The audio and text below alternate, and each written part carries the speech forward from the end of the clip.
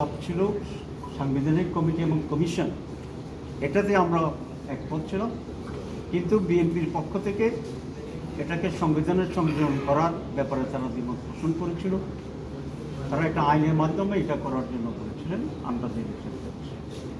পরে দীর্ঘ আলোচনার পরে বিএনপি তার স্ট্যান্ড কিছুটা পরিবর্তন করেছে এর জন্য, এবং রাজি হয়েছে যে সংবিধানে এটা সংযোজিত হবে ইন্ডিপেন্ডেন্ট কমিশন, ইন্ডিপেন্ডেন্ট হিসাবে, কিন্তু কমিটি থাকবে, কমিশন হবে না।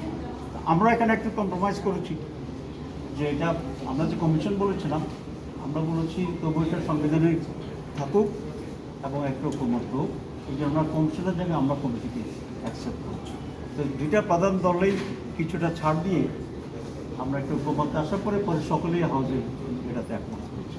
তো এটা আজকে আমি মনে করি এসে গ্রেট থিং। দুইটা বিষয়, যে একটা বিষয় আমরা একমত হচ্ছে গুরুত্বপূর্ণ বিষয়, আরেকটা হচ্ছে আমরা যে একমত হতে পারছি অ্যাটলিস্ট কখনো কখনো, কারণ মানুষের ভিতরে একটা ইমপ্রেশন এরকম তৈরি হয়েছে যে আমরা এখানে শুধু আলোচনাই করি, আমরা একমত হতে পারি না।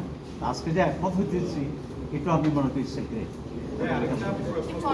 কমিটি যে হবে সেখানে কারা কারা সদস্য হবে, সদস্য হতে পারে, এই বিষয়গুলো কি আপনারা কথা বলেছেন? না, এই বিষয়টা আজকে ডিটেলসে আমরা যাইনি, কারণ আমরা একটা নীতিগতভাবে আমরা একমত হওয়ার চেষ্টা করছি। বাকিটা টেকনিক্যাল বিষয়, এখানে আলোচনা হতে পারে বা পরে আরও বিশেষজ্ঞ লোকদেরকে নিয়ে আলোচনা হবে। আরেকটা আলোচনা ছিল যে এই যে সাংবিধানিক প্রতিষ্ঠানগুলোতে কারা নিয়োগ পাবেন সেই বিষয়টা তো আনসলভ ছিল, আপনার আলোচনা যেটা ছিল এটার সাথে অনেকে বলছেন যে আজকে এই বিষয়টাও জড়িত, কারণ ওই নির্বাচন কমিশন নিয়োগ কিভাবে হবে ওই বিষয়টা যদি সুরাহা না হয় তাহলে এটা কমিশনের আওতায় থাকবে নাকি কিভাবে না, এই আজকে আপনারা জানেন যে আমাদের যে এনসিসির কথা বলা হয়েছিল, ন্যাশনাল কনস্টিটিউশন কমিটি, এটার ব্যাপারে আমরা প্রায় সকলে আমরা একমত হয়েছি, আরও আগে আজকে আলোচনা হয়।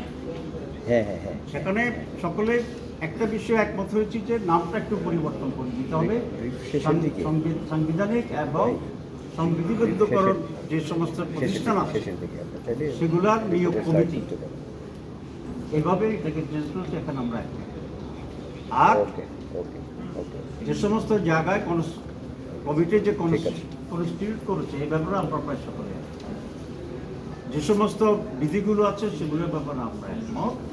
অধিকাংশই একটি দল, সেখানে একটি বড় দল সেখানে এখনো ঐকমত্য পোষণ করে নাই, সেজন্য এটাকে আমরা ড্রপ করেছি। আমরা কারণ একটা না হলে তো বারবার সময় চলে যাচ্ছে, এই জন্য আমরা আজকে এজেন্ডা চেঞ্জ করে আলোচনা করেছি কমিশন, সেটা আবার পুনরায় আলোচনায় আসবে, কারণ এটা তো খুব ভাইটাল এবং ইম্পর্টেন্ট। তখন আমরা এটাতে